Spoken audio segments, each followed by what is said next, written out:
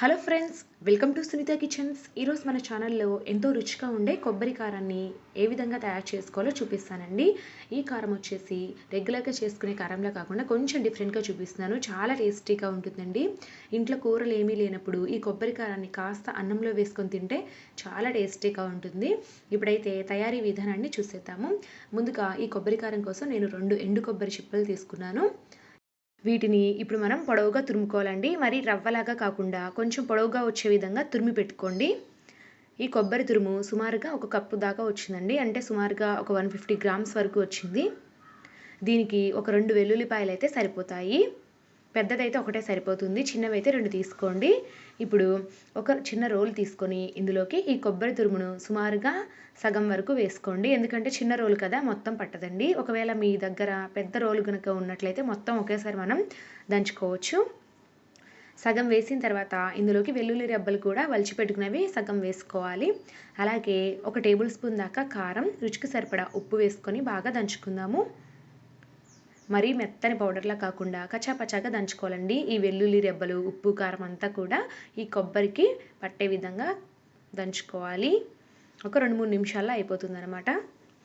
చూసారు కదా, 2-3 నిమిషాల తర్వాత చూస్తే కచ్చాపచ్చాగా ఇదంతా కూడా బాగా గ్రైండ్ అయిపోయింది. ఇప్పుడు దీనిని పక్కకు తీసేసుకుందాము.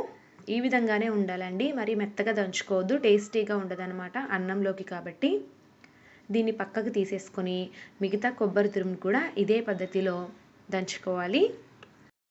ఇప్పుడు ప్రతి ఒక్కరి ఇంట్లో ఇలాంటి చిన్న చిన్న రోళ్ళు ఉంటూనే ఉన్నాయండి. కాబట్టి ఖచ్చితంగా ఇలా చేసుకోండి ఒక్కసారైనా. టేస్ట్ మాత్రం చాలా బాగుంటుంది. చూసారు కదా, మిగిలిన తురుముని కూడా ఇలా వేసుకొని అలాగే మిగిలిన వెల్లుల్లి రెబ్బల్ని కూడా వేసేసుకున్నాను. ఇందులో కూడా 1 టేబుల్ స్పూన్ దాకా కారం, రుచికి సరిపడా ఉప్పు వేసుకొని సేమ్ ఇందాకలాగే దంచుకోవాలన్నమాట. ఇది చిన్న రోలు కాబట్టి నేను ఈ విధంగా 2 విడతలుగా దంచుతున్నానండి. ఒకే పెద్ద రోలు తీసుకున్నట్లయితే కనుక ఒకేసారి మనం మొత్తం దంచేసుకోవచ్చు. చూసారు కదండి, ఇది కూడా బాగా గ్రైండ్ అయిపోయింది. దీన్ని కూడా పక్కకు తీసేసుకొని ముందుగా దంచుకున్న దానిని ఇప్పుడు దంచుకున్న దానిని బాగా కలుపుకోవాలన్నమాట. మొత్తం కలిసే విధంగా ఉప్పు, కారం అంతా కూడా రెండిట్లోకి ఇలా బాగా కలుపుకున్నాం కదా. ఇప్పుడు ఈ కొబ్బరి కారానికి తాలింపు పెట్టుకోవాలి. ఇదేనండి స్పెషల్ ఈ కారానికి. అది కూడా నెయ్యితో వేసుకుంటున్నాము. చాలా టేస్టీగా ఉంటుందండి. ఒకవేళ నెయ్యితో మీకు ఇష్టం లేకపోతే కాస్త నెయ్యి అలాగే కాస్త నూనె వేసుకొని వేయించుకోండి, చాలా రుచిగా ఉంటుంది. ఇప్పుడైతే స్టవ్ మీద ఒక చిన్న ప్యాన్ పెట్టుకొని ఇందులోకి 2 టేబుల్ స్పూన్ల దాకా నూనె వేస్తున్నాను. అలాగే 1 టేబుల్ స్పూన్ పైన నెయ్యి వేసుకోవాలి. నెయ్యి ఖచ్చితంగా వేసుకోండి, టేస్ట్ చాలా బాగుంటుందన్నమాట. ఒకవేళ మీకు ఇష్టమైతే మొత్తం నెయ్యితో కూడా చేసుకోవచ్చు, ఎలాగైనా పర్వాలేదండి. మీడియం ఫ్లేమ్లో చేసుకోవాలి ఈ తాలింపు అంతా కూడా. ఈ నెయ్యి, ఆయిల్ అంతా కూడా బాగా వేడెక్కిన తర్వాత ఇందులోకి ముందుగా పోపు దినుసులు వేసుకుందాము. శనగపప్పు, మినపప్పు కలిపి 1 టేబుల్ స్పూన్ వేస్తున్నాను. అలాగే ఆవాలు, జీలకర్ర కలిపి 1 టీ స్పూన్ వేసుకోవాలి. వీటన్నిటిని కూడా 1 నిమిషం పాటు బాగా దూరగా వేయించుకుందాము. ఈ తాలింపులో మినపప్పు, శనగపప్పు కాస్త ఎక్కువ వేసుకోండి. అన్నంలో తినేటప్పుడు ఇవి పంటి కింద తగులుతూ ఉంటే చాలా బాగుంటుందన్నమాట. ఇవి వేగిన తర్వాత 4-5 ఎండుమిర్చి కూడా వేసేసుకొని బాగా వేయించుకుందాము. ఇవన్నీ కూడా బాగా వేగిపోయాయి కదా. ఇప్పుడు 2 రెమ్మల కరివేపాకును కూడా వేసేసుకొని ఒక 1/2 నిమిషం పాటు వేయించుకుందాము.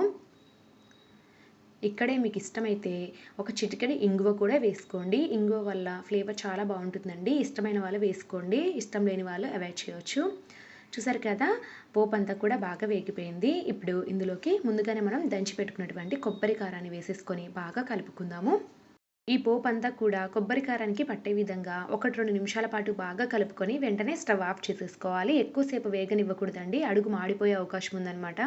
కాబట్టి ఈ కొబ్బరి కారాన్ని పూర్తిగా చల్లారబెట్టుకున్న తర్వాత ఎయిర్ టైట్ కంటైనర్లో పెట్టుకొని ఒక 20 రోజుల వరకు నిల్వ చేసుకోవచ్చు. ఏమీ పాడవదు, ఫ్రెష్గా ఇలానే ఉంటుందన్నమాట.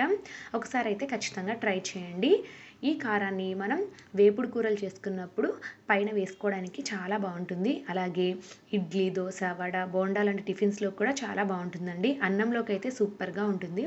ఓకే ఫ్రెండ్స్, ఈ వీడియో కనుక మీకు నచ్చినట్లయితే నా ఛానల్ని సబ్స్క్రైబ్ చేసుకొని మీ ఫ్రెండ్స్కి, రిలేటివ్స్కి కూడా షేర్ చేయండి. Thank you for watching.